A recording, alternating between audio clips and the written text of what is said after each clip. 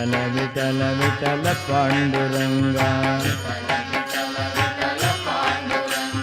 விட்டல விட்டல விட்டல பாண்டுரங்கா விட்டல விட்டல விட்டல பாண்டுரங்கா விட்டல விட்டல விட்டல பாண்டுரங்கா. ஆச்சார அனுஷ்டானங்களோடு கூட இருந்தவர். அதனால தான் துளசிதாசரை விரததாரிங்கிறார் கதை சொல்றவர். நியமத்தோடு இருந்தார்.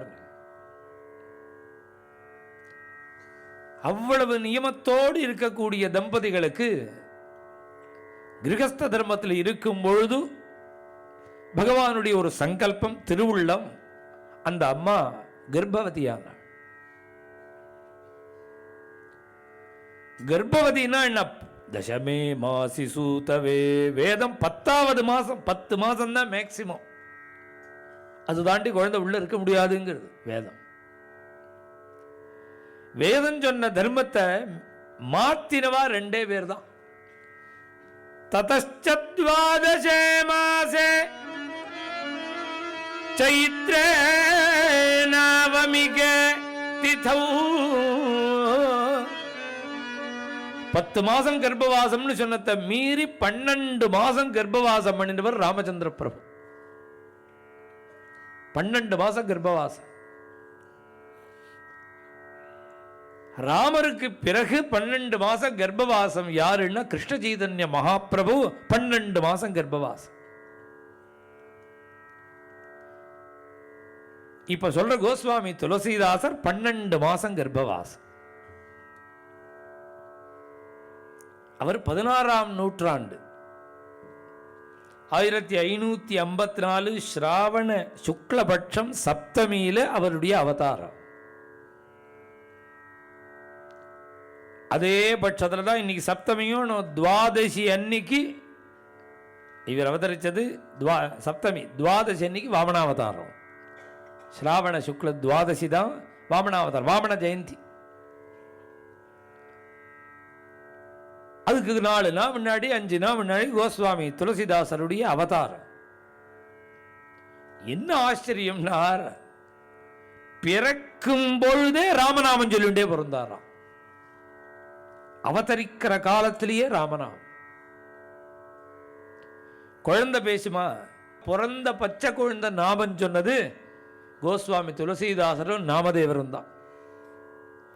நாமம் சொல்லிண்டே தான் கிடைச்சார் அவர். இவர் நாமம் சொல்றார். நாமம் சொல்றதேன்னு ஆச்சரியமா பார்த்தா 32 பல்லும் இருக்கான் அவருக்கு. பிறந்த குழந்தைக்கு 32 பற்கள் எப்ப வரும்? அது 10-12 வயசுக்கு மேலே இந்த பொய் பல்லெல்லாம் கீழே விழுந்து, அப்புறம் நெஜம் பல்லு வந்து அது ஒரு தடவை விழுந்து, 3வது தடவை தான் அது 2ஆம் தரையோ 3ஆம் தரையோ ஸ்திரமா இருக்கு. பல் டாக்டர் கேட்டால் தான் சொல்லுவா கரெக்டா. 32 அது ஒரு கணக்கு. 32 பல்லு, 30 ஒரு அரை ரஜா 32 கீழே விழுங்குறான் பாருங்க. யாரும் எண்ணி பார்க்கல. அது கருணாகரிக்கே 32 பல்லு 32 பல்லுன்னு கேட்டு கேட்டு கேட்டு நம்ம வாயில வருது. நம்ம பல்ல நாமே இன்னும் எண்ணலை. அது ஒரு பேச்சு. கேட்டு கேட்டு கேட்டு நாம சொல்லிட்டு இருக்கோம். 32 பற்களா அவதரிக்கிற காலத்தில். இதை விட ஆச்சரியம் என்னன்னா, பிறந்த அந்த குழந்தை 5 வயசு மதிப்பான். வாமனமூர்த்தி மாதிரி பிறக்கும் பொழுது 5 வயசு. சாதாரணமா குழந்தை சாதாரணமா பிறந்து அழுதாதான் எல்லா அம்மாவும் ஆசையா தூக்கிப்பா. இதை பார்த்த உடனே பயம் வந்துடுது. வைகுண்ட ரூபத்தை பார்த்த கௌசல்யே வேண்டாங்கிறாள்னு கீஜை சிசுலீலாங்கிறார் துளசிதாஸ். எனக்கு பயமா இருக்கு, மாத்திகோவோட ரூபத்தைங்கிறா. இவ உண்டியா சொன்னா சுவாமின்னு மானுஷபாவம் அப்படிங்கிறார் நாராயண தீர்த்தர் கிருஷ்ணாவதார தரங்கம் சொல்லும் பொழுது. எனக்கு இந்த வைகுண்ட ரூபம் வேண்டாம், இன்னைக்கு மனுஷ குழந்தையா வாழ்ந்தாலாம் தேவகி அம்மா. அங்கெல்லாம் வந்துட்டார். இங்க மகாத்மாவா இருக்கிற துளசிதாசர் 5 வயசு மதிப்பு அம்மா சொல்றா, ஆனா வரல. 5 வயசாவே இருக்கார். குழந்தை பிறந்திருக்கான்னு எல்லாரும் அக்கம் பக்கத்தில் இருக்கிறவாள்லாம் வந்து பார்த்து சந்தோஷப்பட வேண்டியிருக்க இந்த அம்மாவை பயமுறுத்தி விட்டுட்டான். 4 மாமி சேர்ந்தா மாதிரி திருப்பி திருப்பி திருப்பி அடி மேல அடி வச்சா அம்மி நகரும்னு சொன்னா இந்த மாமிக்கு மனசு மாறி போயிடும். லோகத்தில் இப்போ மாமின்னு சொன்னால் நீங்கள் வருத்தப்படுவீங்க, ஆம்பளைன்னே வச்சுக்கோங்களேன், மாமானாலும் அப்படி தான். ஒரு 10 பேர் திருப்பி திருப்பி சொன்னால் மனசு மாறி போயிடும். என்ன சொன்னா எல்லாரும்னா, இந்த குழந்தையை நீ வச்சுட்டேன்னா குடும்பத்துக்கே ஆபத்து, வச்சுக்காதேன்னு. விலட்சணமாக இருக்கு, சாமானிய சிசுவா இல்லை, விலட்சணமாக இருக்கு, இது ஆற்றுல வச்சுக்காத, உன் குடும்பத்தையே கெடுத்துடும். இது மாதிரி தான் விதுரர் சொன்னார். துரியோதனம் பிறந்த போது காந்தாரிகிட்ட சொன்னார், இந்த பயலை கழுத்தை திருக்கி கொன்னுடும். பிறக்கும் பொழுதே அவன் நரி மாதிரி உழைட்டானான். துரியோதனன் நரி மாதிரி உழைட்டான். அது ஆச்சரியம் இல்லைன்னார். காட்டில் இருக்கிற நரி எல்லாம் பதில் குரல் கொடுத்துதான் இவனுக்கு. பார்த்தார் விதுரர், இந்த வயலை கழுத்தை நிறுத்தி கொன்னுடும், நடுக்காட்டில் கொண்டு போட்டுடும், இவனால குடும்பமே அழியும்னார். திருதராஷ்டிரன் இது மாதிரி சொல்றாருங்க அப்படின்னு நான் காந்தாரிட்ட, அவ குழந்தைய கட்டின்னு நான் தருவேனான்னா. பின்னாடி கஷ்டம் வந்த உடனே காந்தாரி சொல்றா, அன்னைக்கு விதுரர் சொன்னபடி உன்னை கொன்னுர்களாண்டாங்கிற. அவ கஷ்டம் வந்தப்புறம் அம்மா விடுவாளா? அதனால தானே ஆதிசங்கர பகவத் பாதாச்சாரியால் உலகம் முழுக்க தேடினாலும் கெட்ட புள்ள உண்டு, கெட்ட அம்மா கிடையாதுன்னுட்டார். குபுத்ரோ ஜாயேத குச்சிதபி குமாதான பவதி. கணவனும் ஆத்மாராம் துபேவும் சொல்லிவிட்டார், குழந்தை வேண்டாம தியாகம் பண்ணிவிடும். தாயாருக்கு மனசு வருமா? இந்த குழந்தைய யாருக்கும் தெரியாமல் தன்னோட மாமியாராத்துக்கு அனுப்பிச்சுட்டா. நீங்க பார்த்துக்கோங்க, கொல்ல மனசு வரல.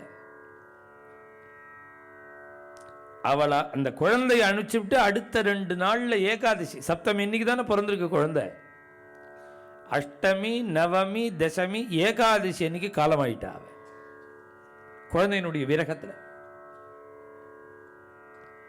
இந்த குழந்தை மாமியாராத்துக்கு வந்துடுது. அதாவது இவளோட மாமியார் இந்த குழந்தையோட தாத்தாவாத்துக்கு வந்துடுது. அங்க பாட்டி பயப்படுறா, தாத்தா பயப்படுறார். அங்க ஒரு வேலைக்காரி, அந்த வேலைக்காரி இந்த குழந்தைய வளர்த்துன்னு வர. இந்த குழந்தைக்கு 5 வயசு 5 மாசம் பூர்த்தியாச்சு. அந்த வேலைக்காரியும் காலமாயிட்டா. பாட்டி கிடையாது, தாத்தா கிடையாது, பார்த்துட்டு இருந்த வேலைக்காரியும் போயிட்டா. 5.5 வயசு தான் ஆறுது குழந்தைக்கு. ஆனா ஆச்சரியம் என்னன்னா, பிறந்தத்திலேருந்து அகர்நிசின்னார், இரவு பகலா ராமநாமன் சொல்லிட்டே இருக்காராம் இந்த குழந்தை. லோகமே தெரியாது, ராமநாமம் மாத்திரம்தான் தெரியும். இப்படி இந்த குழந்தை இருக்கிற காலத்தில் யாரும் ரட்சிக்க இல்லாமல் நடுரோட்டுக்கு வந்துடுச்சு. இந்த குழந்தைகிட்ட ஒரு ஆச்சரியம் என்னன்னா, இந்த துளசிதாசர்கிட்ட தன் குழந்தைங்கிற வாத்சல்யம் பார்வதி பரமேஸ்வராளுக்கு உண்டு. தன் குழந்தை ஒவ்வொரு இடத்துலையும் பார்வதியும் பரமேஸ்வரனும் மாத்தி மாத்தி மாத்தி வந்து சரியான இடத்துக்கு அழிச்சுன்னு போயிட்டே இருப்பா. இவரை ஒரு வயசான கிழவி ரூபத்தை எடுத்துண்டு பார்வதி தேவி 1.5 வருஷ காலம் இந்த குழந்தைய வளர்க்கிறா. வயசான ஒரு ஸ்திரீனுடைய ரூபத்தை தரிச்சு துளசிதாசனை வளர்க்கிறா. இந்த சமாச்சாரத்தை அவ அப்பாட்டியும் சொல்லி அனுப்பிச்சா ஆத்மாராம்கிட்ட. அவர் வேண்டவே வேண்டான்ட்டு. இந்த குழந்தை வந்தா நம்ம அம்மா போயிட்டா பிறந்த 4வது நாளே இந்த குழந்தைய நாம வச்சுட்டு வந்தா நாமும் போயிடுவோமேன்னு பயந்துண்டு பெத்த குழந்தைய திரும்பி பார்க்கல அப்பா. அந்த நேரத்தில் ஜெகத பிதரவு வந்தே பார்வதி பரமேஸ்வரர். பெத்தவா கைவிட்டா. சர்வ ஜகத்துக்கும் அப்பா அம்மாவா இருக்கிற பார்வதி பரமேஸ்வராளுக்குன்னா பொறுப்பு. இந்த குழந்தைய பார்வதி வளர்க்கிறா. வளர்த்து உரிய காலம் வந்தது. 7 வயசு ஆச்சு. ஞானேஸ்வர மகாராஜ் 7 வயசுல பூணல் போட்டுக்கணும்னு ஓடுறாரோன்னு பிராமண குடும்பத்தில் பிறந்ததுனால அது ஒரு நியமம் இருக்கணும் பிராமணனுக்கு, பூணல் போட்டுக்கணும்னு. இந்த குழந்தைய வளர்த்துட்டு வர பார்வதி தேவி வயசு 7 ஆச்சேன்னு கவலைப்பட்டார். பரமேஸ்வரனும் பார்வதியுமா இந்த குழந்தைய நேரா சித்திரகூடத்துக்கு அழிச்சுன்னு போய் அங்க நரஹரிதாஸ்னு ஒரு மகாராஜ், அவர் கையில இந்த குழந்தைய பரமேஸ்வரன் ஒப்படைச்சார். இனி இந்த குழந்தையை நீ பார்த்துக்கோ, இவனுக்கு உபநயனம் பண்ணணும், ராமநாமம் உபதேசம் பண்ணணும், இவனுக்கு சத் விஷயங்களை நான் சொல்லிக் கொடுக்கணும். இன்னைக்கு இப்படி இருக்கானேன்னு பார்க்காத, பின்னாடி லோகத்தையே உத்தாரணம் பண்ண போற பெரிய காரியங்கள் எல்லாம் இவன் பண்ண போறான். இவன் ஒரு அவதார புருஷன். துளசிதாசருடைய பெருமையெல்லாம் சொல்லி இந்த நரஹரிதாசத்தை ஒப்படைச்சாராம். நரஹரிதாசத்தை ஒப்படைச்சதுக்கு இன்னொரு காரணம், அந்த நரஹரிதாசுக்கு குருவே பரமேஸ்வரன் தான். அவருக்கு உபதேசம் பண்ணினதே பரமேஸ்வரன் தான். ராமநாமன் தான் உபதேசம்.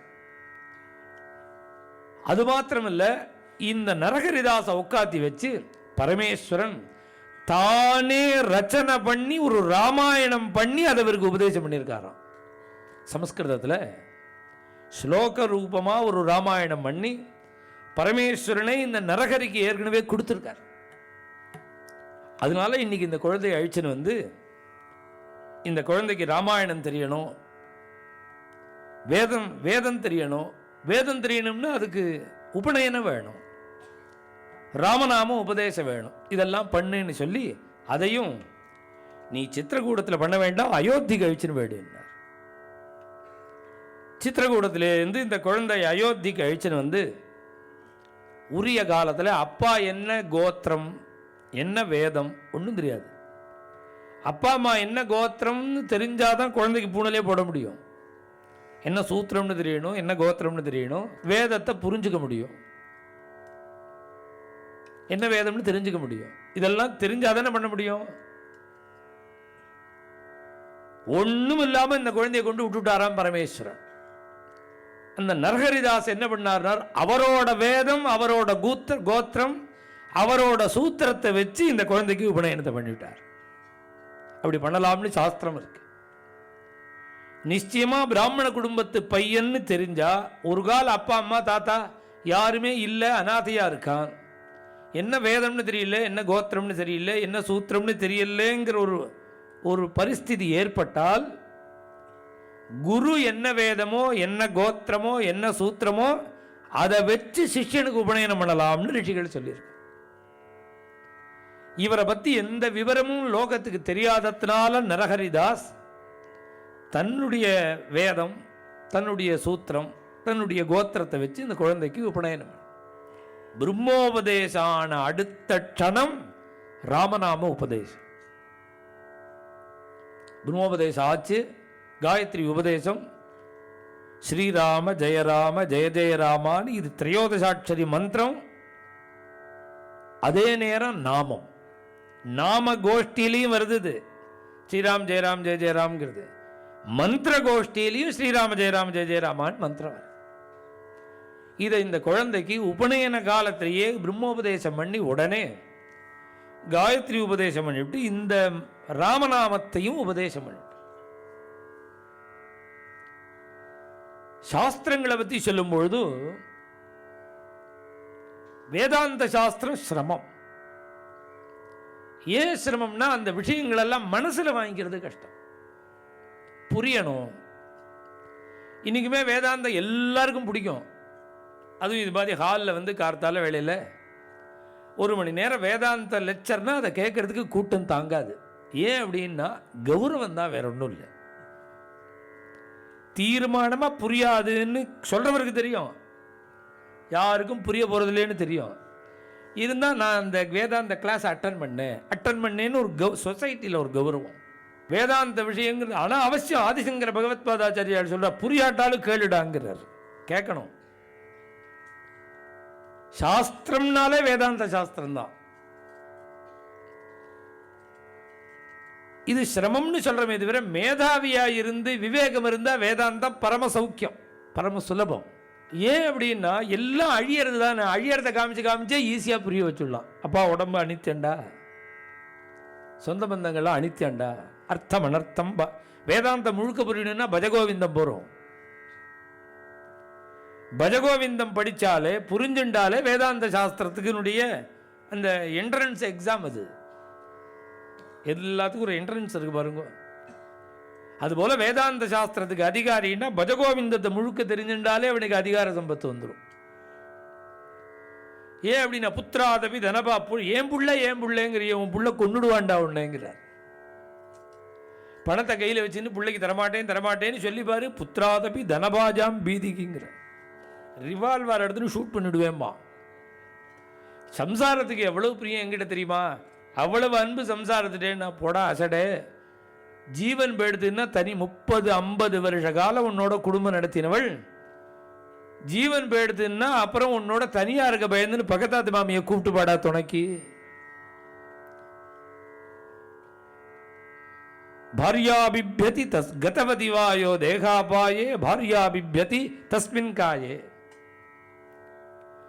10 ரூபா பணம் கையில வேண்டாமா, 10 ரூபா வேண்டாமான்னா இப்பதான் எல்லாரும் 10 ரூபாயை மதிக்கிறா. 10 ரூபாயை மதிக்கிறா, 20 ரூபாயை மதிக்கிறா, எல்லாம் இப்பதான்.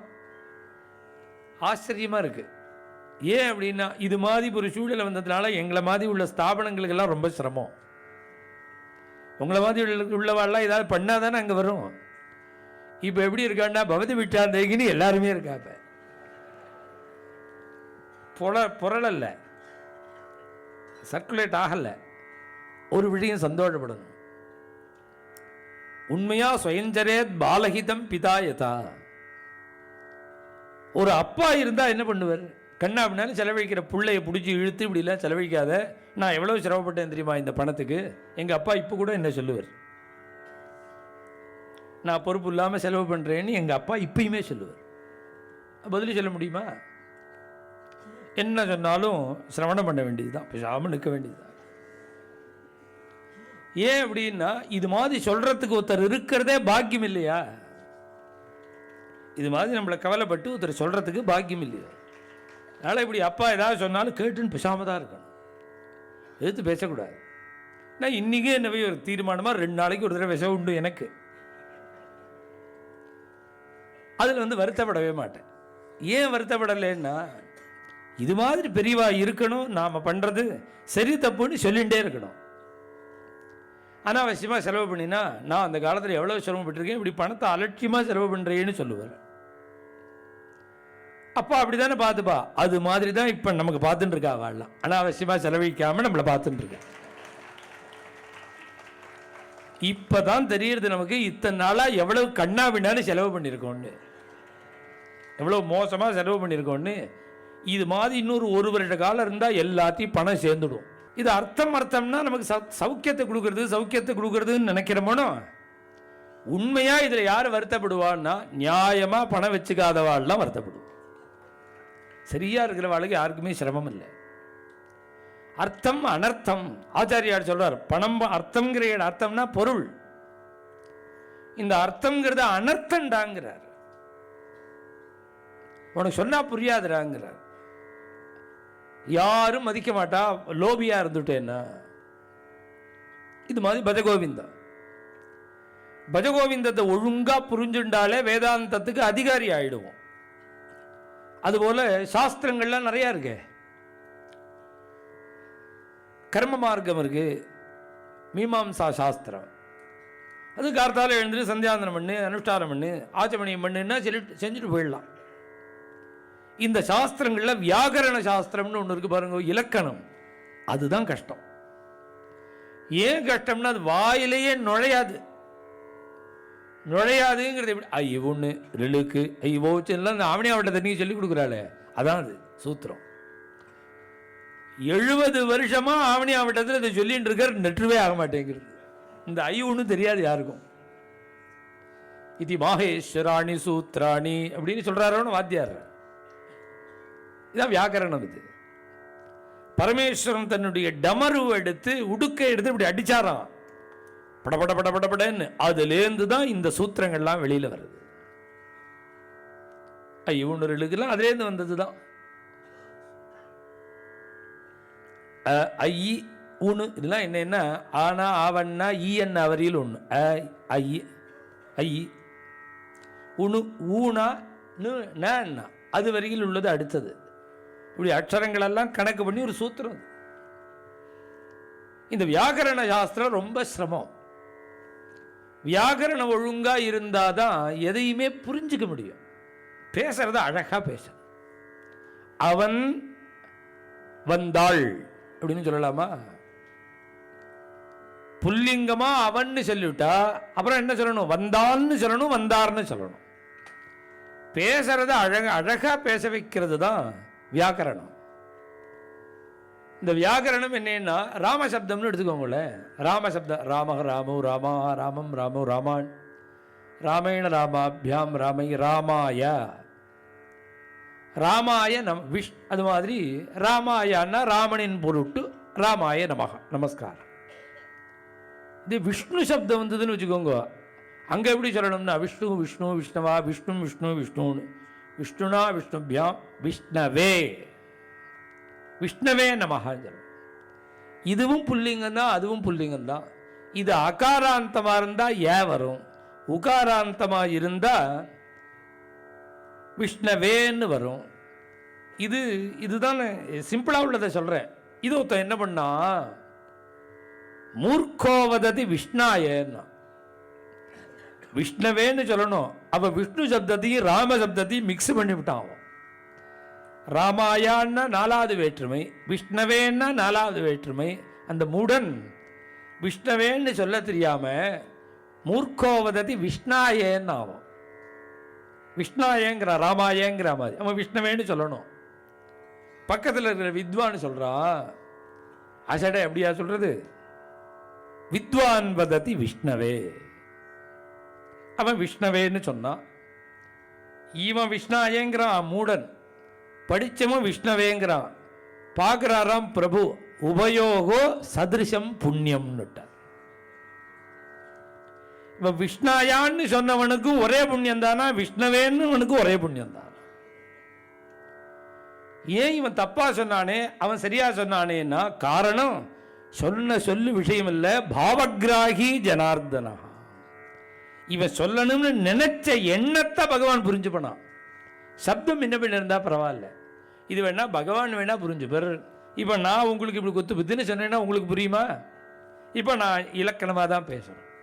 இந்த இலக்கணம்ங்கிறது எல்லா பாஷைக்கும் உண்டு, இலக்கணம் உண்டு. சம்ஸ்கிருத பாஷை வியாக்கரணம்ங்கிறது ரொம்ப பெரிய சாஸ்திரம். 9 வியாக்கரணங்கள். இந்த 9ஐயும் ஆஞ்சநேய சுவாமி சூரியன்டேந்து படிச்சாராம். சூரியன் தான் குரு இருக்கு. வியாக்கரண நவ வியாக்கரண பண்டிதர் ஆஞ்சநேய சுவாமி. கடுமையான சாஸ்திரம் இந்த வியாக்கரணம். மனசுல வாங்கிக்கணும், எல்லாத்தையும் மறக்காமல் இருக்கணும். இந்த வியாக்கரண சாஸ்திரத்தை 7 வயசு குழந்தை துளசிதாசர் 10 மாசத்துல படிச்சு முடிச்சாராம். விட்டல விட்டல விட்டல பாண்டுரங்கா